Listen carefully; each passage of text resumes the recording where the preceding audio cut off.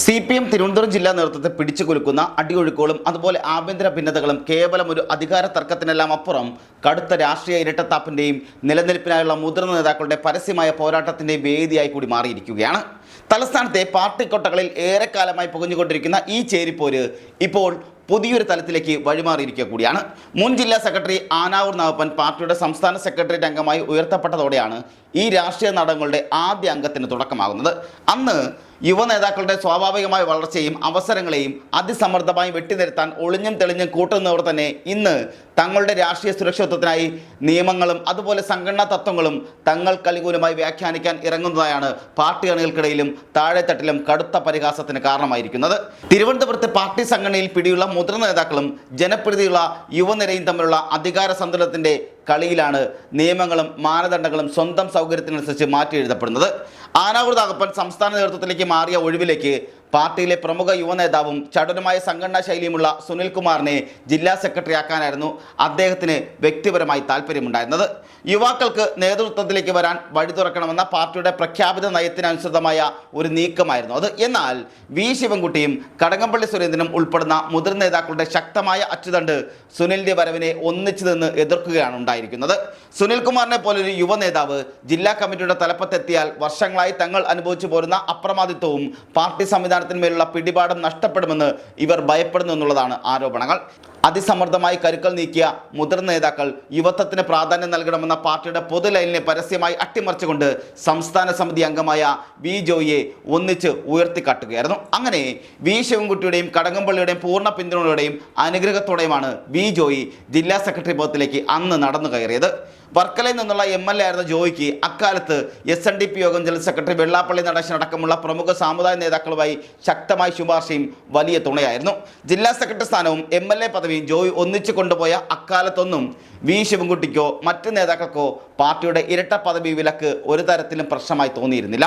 തുടർന്ന് നടന്ന പാർട്ടി ജില്ലാ സമ്മേളനം വീണ്ടും വി ജോയിയെ തന്നെ സെക്രട്ടറിയായി തിരഞ്ഞെടുത്തപ്പോഴും അദ്ദേഹം നിയമസഭാ അംഗമായി തുടരുന്നതിൽ ഈ മുതിർന്ന നേതാക്കൾക്ക് യാതൊരു പരാതിയും ഉണ്ടായിരുന്നില്ല. പിന്നീട് നടന്ന ലോക്സഭാ തെരഞ്ഞെടുപ്പിൽ ആറ്റിങ്ങൽ മണ്ഡലത്തിൽ വി ജോയിയെ പാർട്ടി സ്ഥാനാർത്ഥിയാക്കിയപ്പോഴും താൽക്കാലികമായി മാത്രമേ അദ്ദേഹം സെക്രട്ടറി സ്ഥാനം ഒഴിഞ്ഞിരുന്നുള്ളൂ. ആ തെരഞ്ഞെടുപ്പിൽ ജോയി പരാജയപ്പെട്ടതോടെ യാതൊരു തടസ്സവുമില്ലാതെ അദ്ദേഹം വീണ്ടും ജില്ലാ സെക്രട്ടറി കസേരയിൽ തിരിച്ചെത്തുകയും ചെയ്തു. അന്ന് മന്ത്രിപദവിയിലിരുന്ന വി ശിവൻകുട്ടിയോ മറ്റ് പ്രമുഖ നേതാക്കളോ വി ജോയിയുടെ ഈ ഇരട്ട പദവിക്കെതിരെ ഒരു വാക്ക് പോലും ഉച്ചരിക്കാൻ തയ്യാറായില്ല എന്നുള്ളത് സൗകര്യപൂർവമായ രാഷ്ട്രീയ ഒത്തുതീർപ്പുകളുടെയും താല്പര്യ സംരക്ഷണങ്ങളുടെയും വ്യക്തമായ തെളിവ് കൂടിയാണെന്നാണ് ഇവർ പറഞ്ഞു വെക്കുന്നത്, അല്ലെങ്കിൽ ഈ പറഞ്ഞ പാർട്ടി അണികൾ തന്നെ പറയുന്നത്. തങ്ങളുടെ താല്പര്യങ്ങൾക്ക് വഴിപ്പെടുന്നിടത്തോളം കാലം പാർട്ടിയിലെ നിയമങ്ങളും ആദർശങ്ങളും ആർക്കും ബാധകമല്ലെന്ന നിലപാടിലായിരുന്നു ഈ മുതിർന്ന നേതാക്കളെല്ലാം മുന്നോട്ട് പോയത്. എന്നാൽ 2026 നിയമസഭാ തെരഞ്ഞെടുപ്പ് എത്തിയതോടെ തിരുവനന്തപുരം CPMലെ അതുവരെയുള്ള എല്ലാ രാഷ്ട്രീയ സമവാക്യങ്ങളും കണക്കുകൂട്ടലുകളും പൂർണ്ണമായി മാറിമറിഞ്ഞു. തലസ്ഥാന ജില്ലയിൽ CPMന്റെ 4 പ്രമുഖ സംസ്ഥാന സമിതി അംഗങ്ങളാണ് ജനവിധി തേടി ഗോതയിൽ ഇറങ്ങിയത്.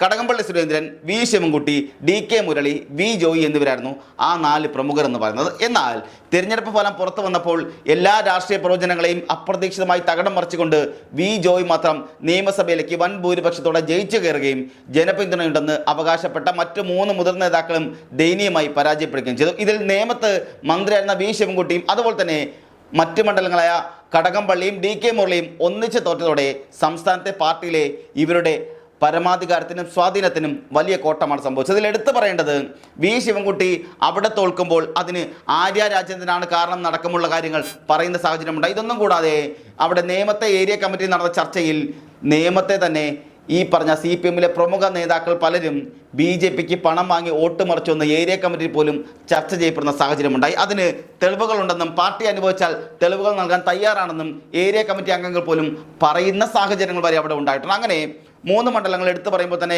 കടകംപള്ളി തോൽക്കുന്നതും ഇതേ സാഹചര്യത്തിലാണ്.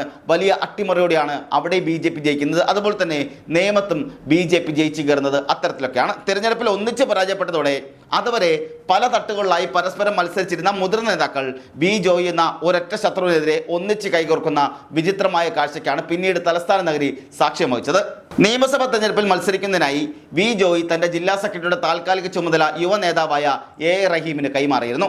തെരഞ്ഞെടുപ്പ് പ്രക്രിയകൾ വിജയകരമായി പൂർത്തിയാക്കി വി ജോയി MLA ആയി ജയിച്ച് തിരിച്ചെത്തിയപ്പോൾ സ്വാഭാവികമായും രാഷ്ട്രീയ മര്യാദകളുടെ അടിസ്ഥാനത്തിൽ ആ പദവി അദ്ദേഹത്തിന് തന്നെ തിരികെ നൽകേണ്ടതായിരുന്നു. എന്നാൽ ജനവിധി തേടി ജയിച്ചു വന്ന ജോയിക്ക് ഇനി സംഘടനകളുടെ തലപ്പത്തുള്ള സെക്രട്ടറി സ്ഥാനം നൽകരുതെന്ന കടുത്ത നിലപാടിലാണ് വി ശിവൻകുട്ടി ഇപ്പോൾ ഉറച്ചു നിൽക്കുന്നത്. ഇരട്ട പദവിയാണ് ഇപ്പോൾ ജോയിയെ കസേരയിൽ നിന്നും അകറ്റി നിർത്താൻ ശിവൻകുട്ടി ഉയർത്തുന്ന പ്രധാന ആയുധമെന്നതാണ് പാർട്ടിക്കുള്ളിലെ ഏറ്റവും വലിയ പരിഹാസ്യമായ വിഷയമായി മാറിയിരിക്കുന്നത്. MLA ആയ ജോയിക്ക് സംഘടനയുടെ വലിയൊരു ജില്ലയുടെ തന്നെ ചുമതല കൂടി നൽകരുതെന്നാണ് ഇവർ ഇപ്പോൾ വാദിക്കുന്നത്. എന്നാൽ ആനാവൂരിന് പകരം ജോയി ആദ്യമായി ജില്ലാ സെക്രട്ടറി സ്ഥാനത്തേക്ക് എത്തിയപ്പോൾ തന്നെ ഈ എതിർപ്പ് പ്രകടിപ്പിക്കണമായിരുന്നുവെന്ന് അണികളും ചൂണ്ടിക്കാട്ടുന്നുണ്ട്. അന്ന് സ്വന്തം താല്പര്യങ്ങൾ സംരക്ഷിക്കാനും സുനിലിൻ്റെ അവസരം വെട്ടാനുമായി ജോയിയുടെ ഇരട്ട പദവിയെ മൗനമായി പിന്തുണച്ച ശിവൻകുട്ടി ഇന്ന് സ്വന്തം നിലനിൽപ്പ് അപകടത്തിലായപ്പോൾ സംഘടനയിലെ ആദർശം പ്രസംഗിക്കുന്നത് വെറും ഇരട്ടത്താപ്പാണെന്നാണ് അണികൾ തന്നെ പരസ്യമായി പറയുന്നത്. നിയമസഭാ തെരഞ്ഞെടുപ്പിൽ നേമത്ത് പരാജയപ്പെടുകയും അതോടെ കൈവശമുണ്ടായിരുന്ന മന്ത്രിസ്ഥാനവും MLA പദവിയും ഒന്നിച്ച് നഷ്ടപ്പെടുകയും ചെയ്തതാണ് വി ശിവൻകുട്ടിക്ക് പുതിയൊരു രാഷ്ട്രീയ താവളം തിരിയാൻ പ്രേരിപ്പിച്ചിരിക്കുന്നത്. പാർലമെന്ററി പദവികൾ കൈവിട്ടു പോയ സാഹചര്യത്തിൽ ഇനി പാർട്ടി സംഘടനയ്ക്കുള്ളിൽ പിടിമുറുക്കണമെന്ന ജില്ലാ സെക്രട്ടറി സ്ഥാനം അനിവാര്യമാണെന്നാണ് അദ്ദേഹം കണക്ക് കൂട്ടുന്നത്.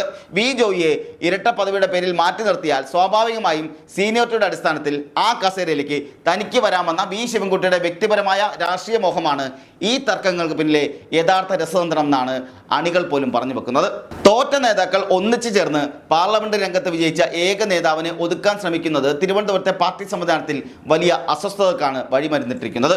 തോൽവിക്ക് കാരണം തങ്ങളുടെ ജനപിന്തുണയുടെ കുറവാണെന്ന് സ്വയം വിലയിരുത്തുന്നതിന് പകരം ജയിച്ചവനെ ഭാരവാഹിത്വത്തിൽ നിന്ന് മാറ്റി നിർത്താൻ നിയമങ്ങൾ ആയുധമാക്കുന്നത് പാർട്ടിയുടെ അന്തസ്സിന് നിരക്കുന്നതല്ലെന്ന കടുത്ത വികാരവും ഒരു വിഭാഗം യുവ നേതാക്കൾക്ക് ഉണ്ടാകുന്നുണ്ട്. അന്ന് സുനിൽകുമാറിനെയും ഇന്ന് വി ജോയിയെയും ഒരേപോലെ വെട്ടിയൊതുക്കാൻ ശ്രമിക്കുന്ന മുതിർന്ന നേതാക്കളുടെ ഈ കസേര മുഖം തലസ്ഥാനത്തെ പാർട്ടിയെ വലിയൊരു ഗ്രൂപ്പിസത്തിലേക്കാണ് തള്ളിവിടുന്നതെന്ന കാര്യം ഉറപ്പ് തന്നെയാണ്.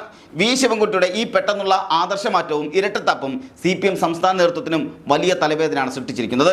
തെരഞ്ഞെടുപ്പിൽ തോറ്റവർക്ക് പുനരധിവാസ കേന്ദ്രമായി ജില്ലാ കമ്മിറ്റിയുടെ തലപ്പത്തെ കസേരകൾ മാറ്റുന്നത് വരാനിരിക്കുന്ന തദ്ദേശ ഭരണ തെരഞ്ഞെടുപ്പുകളിൽ പാർട്ടിയുടെ പ്രതിച്ഛായയെ തന്നെ മോശമായി ബാധിക്കുമെന്ന ആശങ്കയും താഴെത്തട്ടിൽ ശക്തമായി ഉണ്ടാകുന്നുണ്ട്.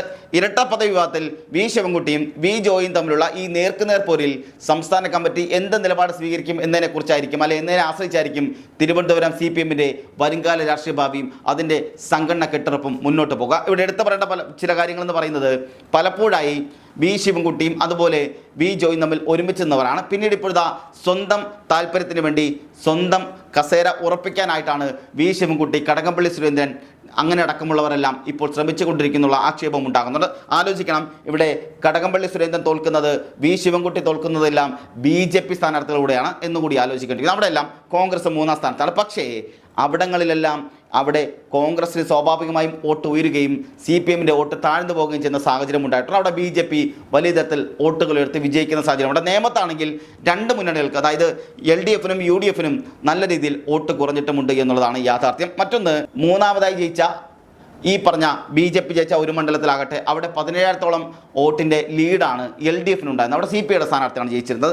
എന്നാൽ അവിടെ ഇപ്പോൾ സംഭവിച്ചിരിക്കുന്നത് 11,000-ഓളം വോട്ടിൻ്റെ കുറവാണ് അവിടെ LDFന് ഉണ്ടായിരിക്കുന്നത് എന്നുള്ളതാണ്. അപ്പോൾ അങ്ങനെ ഇവർ ഉന്നയിക്കുന്ന BJP കോൺഗ്രസ് ഡീല് എന്നുള്ളത് കണക്ക് കൂട്ടി നോക്കിയാൽ അല്ലെങ്കിൽ കണക്കുകൾ വെച്ച് നോക്കിയാൽ ആര് തമ്മിലാണ് ഡീൽ എന്നുള്ള ചോദ്യം കൂടി ഉണ്ടാകുന്നുണ്ട്. അതിലേറ്റവും പ്രധാനപ്പെട്ടത് നേമം ഏരിയ കമ്മിറ്റിയിൽ പോലും ഉണ്ടായ ചർച്ച എന്ന് പറയുന്നത് അവിടുത്തെ നേതാക്കൾ BJPക്ക് പണം വാങ്ങി വോട്ട് മറിച്ചു എന്നുള്ളതാണ്. അങ്ങനെ ആരോപണങ്ങളെല്ലാം നിൽക്കുന്ന സാഹചര്യത്തിലാണ് ഏത് വിധേനയും തനിക്ക് സീറ്റ് ഉറപ്പിക്കാനായി അല്ലെങ്കിൽ ഈ പറഞ്ഞ നേതൃനിലയിൽ തന്നെ എത്തി നിൽക്കാനായി ശിവൻകുട്ടി അടക്കമുള്ളവർ ശ്രമിച്ചുകൊണ്ടിരിക്കുന്നത്.